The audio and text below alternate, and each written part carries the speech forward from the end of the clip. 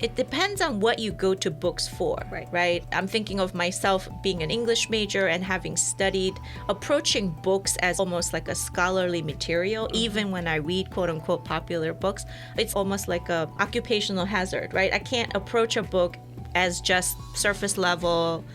I don't have to get anything out of this. I can do that with television or movies. And I wonder if like maybe a film critic could never watch Korean dramas and they don't, because they don't go to television and movies for that. So it has to maybe do with like different genre and different types of art and what each of us go to that specific thing for. All right. I think we should begin. And I guess I should say welcome to our casual book club. I am Kofi Adisa. I'm along with my two esteemed colleagues. Hello, this is Laura. And this is Sylvia. I just want to add that we are recording in person for the first time, right? Yeah, Yes. in like 2.5, whatever number of years. It's been a while. So this is really cool. Yeah. It's kind of nice. Yeah, it is to see you not in a box, but in actuality. It's true. All right. So this week's podcast is about novels that you might find in a grocery store. I might call them trashy novels, but some others might call them grocery store novels. And they all seem to have a similar characteristic. They're easy to read. Their plots tend to be very simple. And there's always some level of mayhem that ensues. I had the lovely opportunity to read Naima Simone's The Single Dad Project. It's a Rose Bin novel, and she has a series of them. This book actually ends with her latest novel called The Husband Situation. And if it's anything like The Single Dad Project, I'm certain it is salacious and scintillating and filled with nothing but areas of debauchery, let's just say. This story is set in a time, well, I don't even know exactly what time period. I guess it's 21st century. And it follows the happenings of Florence Dennison and Adam Reed, who she, when she met him, called him, let me make certain I get the wording correct, because it's what I would call salacious. On page but it's 2? Whoa. I mean, they kind of get into it very quickly, and I think she called him something like big body and beautiful, or something very objectifying. Oh, big, bearded, and sinful. Oh. That's the trio of words. So yeah, it's pretty much girl meets guy, guy meets girl. They have a tryst. They think it's going to be a one-night thing, and then they end up meeting up again, and conflict ensues. And they both kind of come to some deep understanding of one another through their family interactions, let's just say. And did you enjoy the read? I would say I enjoy the writing. Okay. Yeah. Say more about that. She's actually a really good writer. And maybe because I could get through the book in a day, maybe that's why it's really good. If I had to labor over the family drama, because there's family drama, of course, this would not be on Lifetime, but it might be on like BET Lifetime. Hallmark? Right. Be on their version. There's a lot of expletives. Oh, okay. Yeah, okay. it's now her background. She was raised by a pastor, but you know what they say about PKs. PKs. Yeah. Wait, the author or the character? Author. Oh, okay. No, the author. Oh, interesting. She also has a book called Church Girl coming out. Oh. Yes, I can't wait. That's great. So I could talk a little bit more, but I want to hear about The Reckoning or Reckoning. No, The Reckoning. It's just Reckoning. So I went to the same grocery store that Kofi went to, and I tried to find me a nice short romance, I couldn't do it. So I picked this book called Reckoning by Catherine Coulter. I didn't realize it is 500 pages long. Oh, my Lord. And actually, only towards the end of finishing the book, I did a little Google search. And you guys, she has 89 novels. Okay? 89 novels and so many different genres. Like she has historical thrillers, Wow. historical romances, and Reckoning is part of her FBI thriller series, which there are dozens of. So one mistake I made was I didn't read the back of the book very carefully, but it is bringing back two agents that are FBI agents who she's written about before, obviously. So I guess when things are serialized, they're, your readers sort of come back to it to find out some more, because I could not figure out for the life of me why there were two different crimes or events going on. Mm-hmm.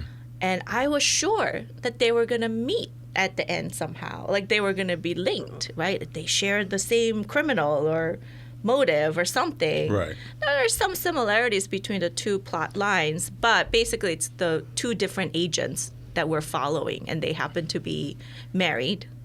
Two FBI agents that are married. To two different FBI? No. Oh. Two of them, they're married to each other. Oh.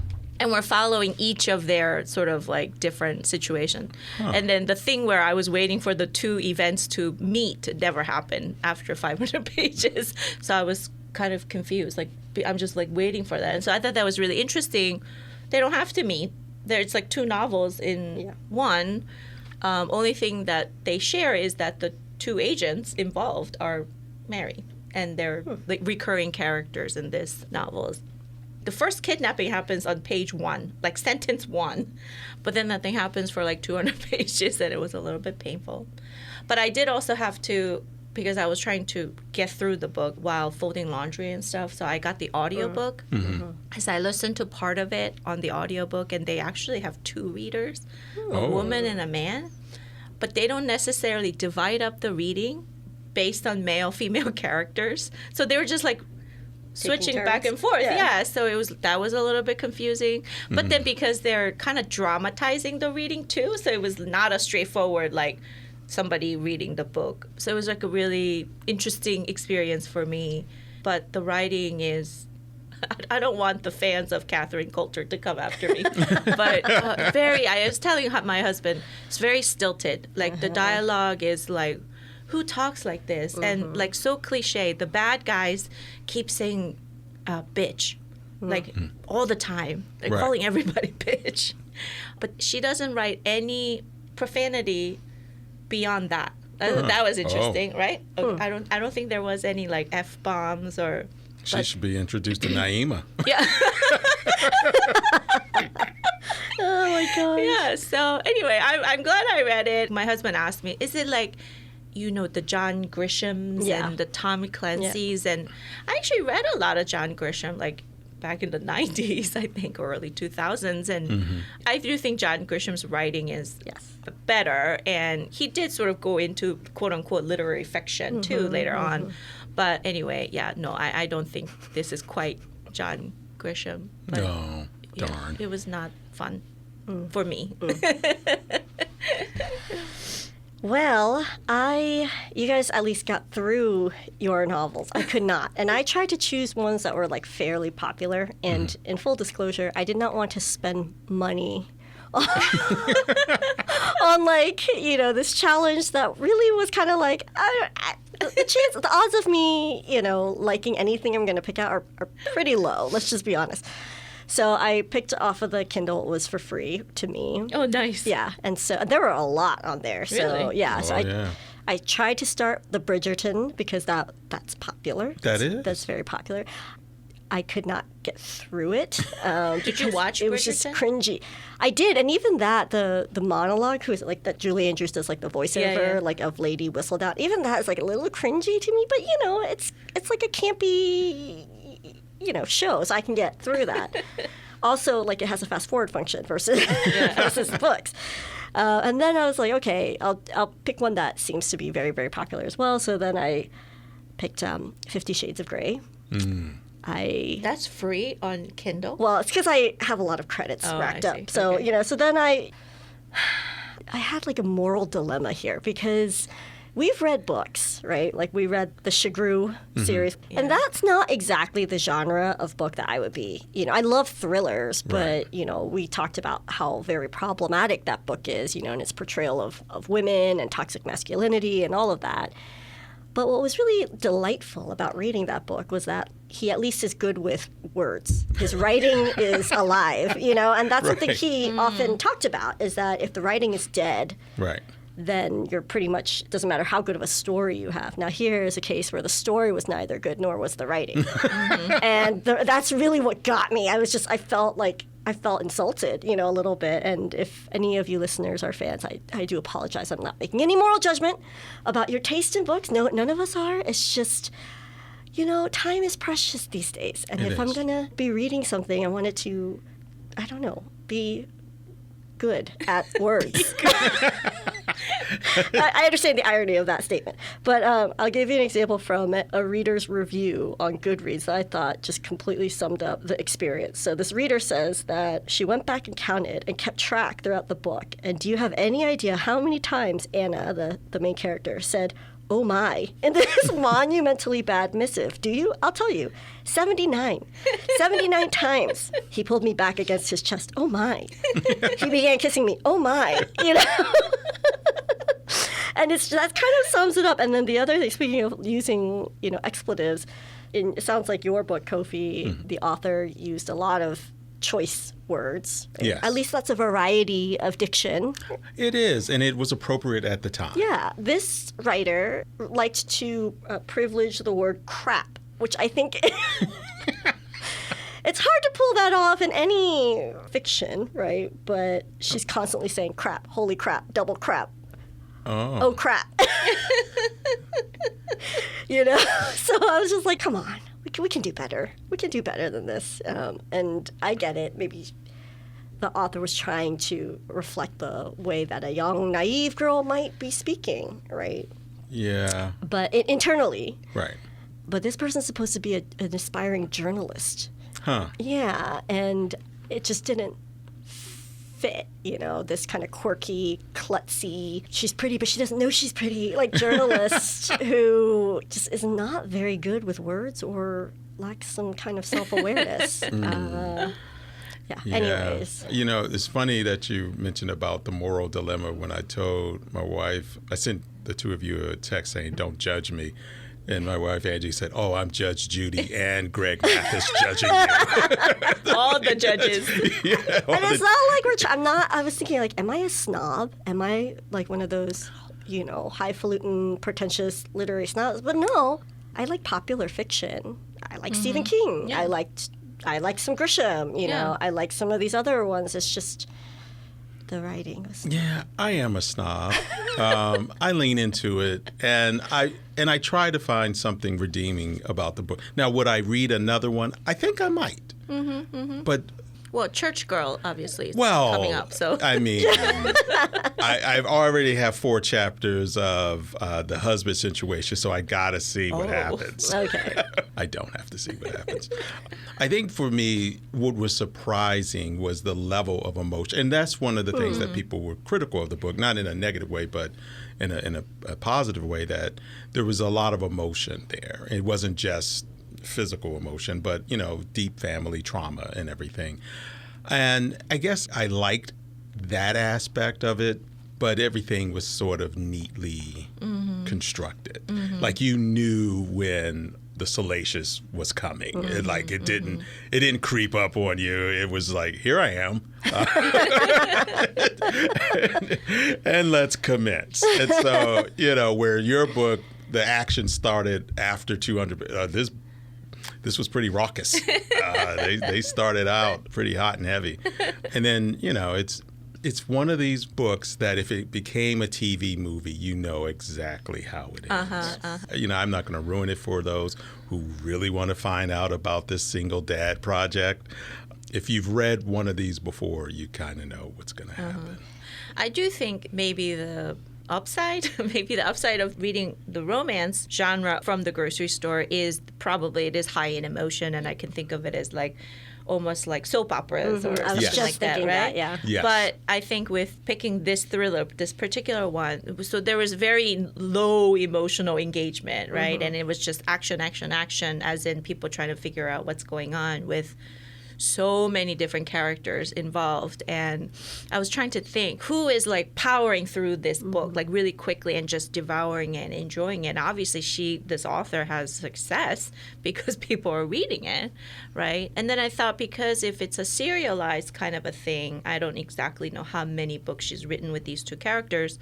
My husband and I were saying, is it kind of like watching Criminal Minds, right? Like each episode is a book, right? And not that show specifically, but something like that, where, you know, within 30 minutes or an hour, you're trying to figure out something with these characters that you follow throughout the different seasons. So I tried to do some reading, like reviews about what is so-called trashy novels or whatever. And when you read reviews, there are people who are like, love it, another great from this author, down to really terrible, terrible reviews, right? And some of the things that I've said about the book, you know, were mentioned in the review. So I don't know. I feel like it's one of those things. If you follow this author, you're hooked on them. You just keep going back to them for more. If it doesn't get you on the first book you read, it's not good, right? It's not engaging. But it's got me thinking about like the economics behind this genre of literature. Yeah. I was thinking along those lines, like, why do people go to these particular books? Like, what are they looking for? I'm not suggesting that I like to read dense literary fiction all the time. I don't. Every summer, I just need a little bit of a break, and I want to read something lighthearted and, you know, something that doesn't require so much attention. And I was thinking, you know, in a grocery store line or in a popular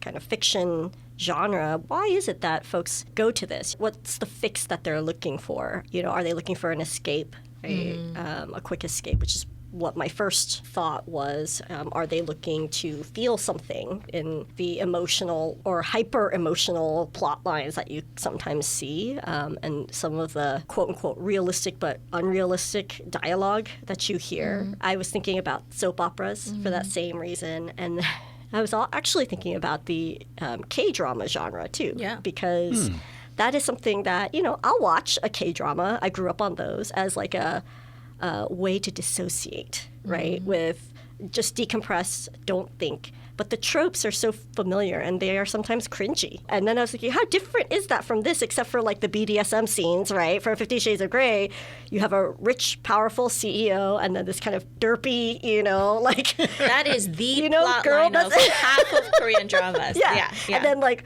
by against all odds, she manages to capture his heart and attention through her quirky ways, right?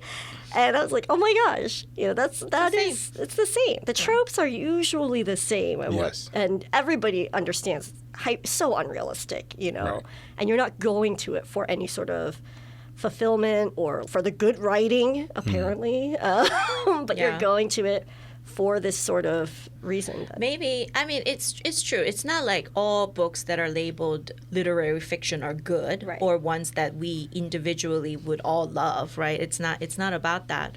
But then as you were talking, it made me think, like, maybe it depends on what you go to books for, right? I'm thinking of myself being an English major and having studied, approaching books as almost like a scholarly material. Even when I read quote-unquote popular books, it's almost like a occupational hazard, right? I can't approach a book as just surface level, I don't have to get anything out of this. I can do that with television or movies. And I wonder if, like, maybe a film critic could never watch Korean dramas, and they don't, because they don't go to television and movies for that. So it has to maybe do with like different genre and different types of art and what each of us go to that specific thing for. But you're right. I see a similarity here with K-dramas. That's my guilty pleasure for sure. You know, it could also be the titles. Yeah, I mean, the titles are just... Some of her other titles, and this woman's prolific as well. She has a bunch of different series. One is called Billionaires of Boston. Oh. One of the books, and these came out within the last 5 years. Vows in Name Only. Secrets of a One-Night Stand. Oh, if you read them like that. with your eyebrow arch. Bargain.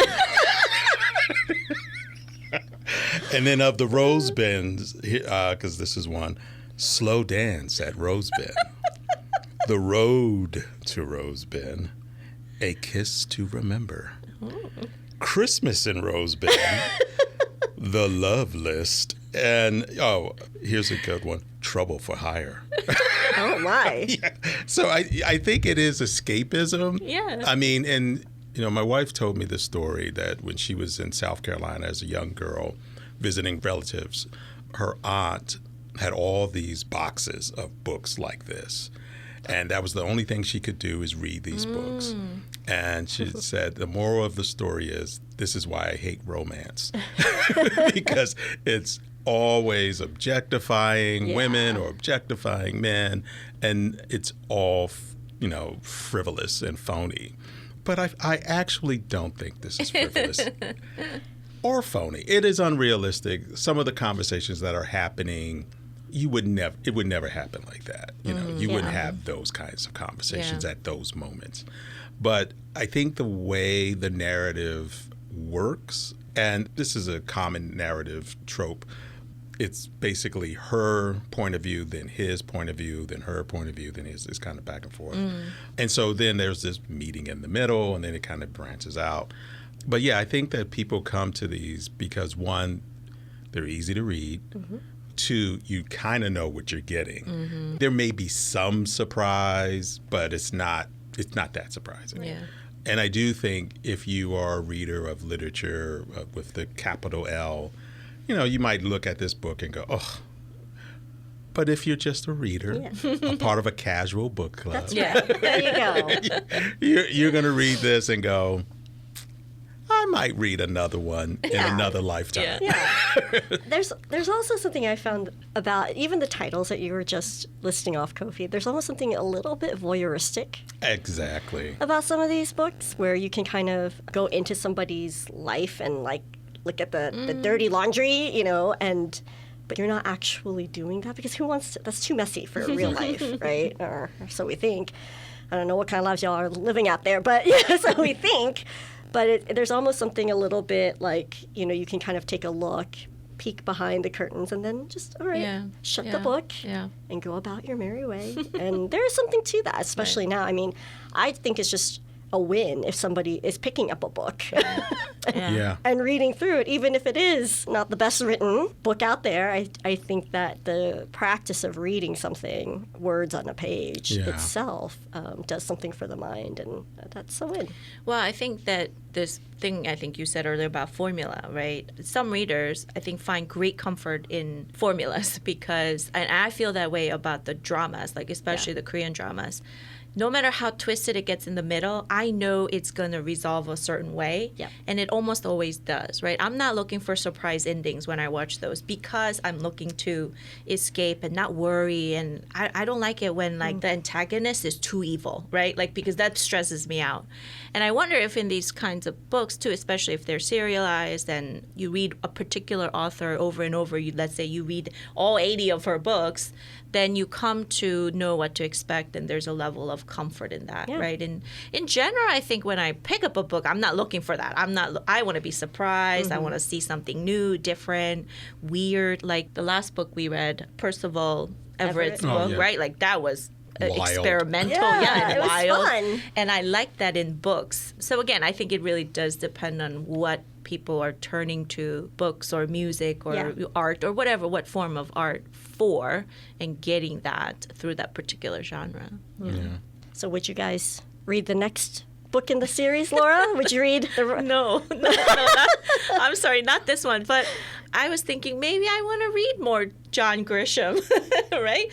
I remember reading them when I was in college. I mean, I don't know. But also, the story about your wife reminds me, I grew up reading Sidney Sheldon. Oh, my God.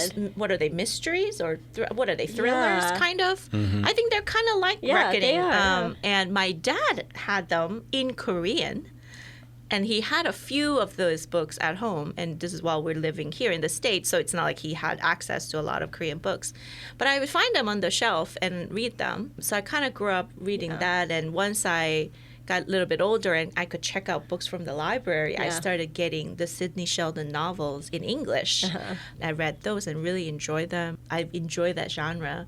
So maybe I do like it. I just haven't read them in a long time, you know? Yeah, I think we're all of a certain age, but I remember when Terry McMillan came out with her types of books, and I would never make the comparison, okay? Because Terry McMillan was, she's actually a really good writer. But it's also kind of sensational, you know? Yep. I was thinking about Robert Parker and the Spencer for Hire books. I love those books. And there's something about the serial, it's something about the writing in those books that it's just a little bit elevated. As a reader, you have to do a little bit of work. Yeah, and with some of these books, well, you didn't have to do much work. But that's the point. Right. And and again, that's the point. If you're going to the beach and you want to read The Single Dad Project, it will keep you entertained. Right. And if that's the value you have for books, just entertainment value like you, Sylvia, I'm just happy you're reading. You know? Right, yeah. I guess I really don't want our listeners to walk away thinking, oh my God, those three snobs. Yeah, right. But actually, at least one of us is. well, actually, it's okay because I think it's just to say everyone is a snob about something, right? Absolutely. And right, That's like right. everybody about different things. Like a film critic might be a snob Or about music movies. snobs. Yeah. So if we're coming across a little bit snobbish about books, and especially Kofi, Yep.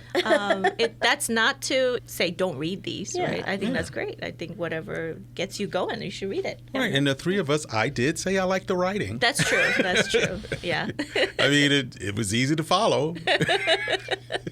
I can tolerate a lot of storylines. Right. But for the writing, if the writing is not good, then Yeah. I can't, you know. So, but all right. Well, thank you guys for tuning in to our podcast, Bookish, our casual book club. We kept it real cash today. And as a reminder, you can catch us on anywhere you tune into your podcasts under Bookish, a casual book club. You can also find us at bookishacasualbookclub.podbean.com directly, and you can find us on Facebook if you want to share with us some of your favorite grocery store novels or quick reads. Maybe that'll change our minds about this whole thing. Maybe we just weren't looking, we didn't find the right ones, right? So if you have any suggestions, we would love to hear from you. Until next time, see you later. Thank you. Bye. Bye.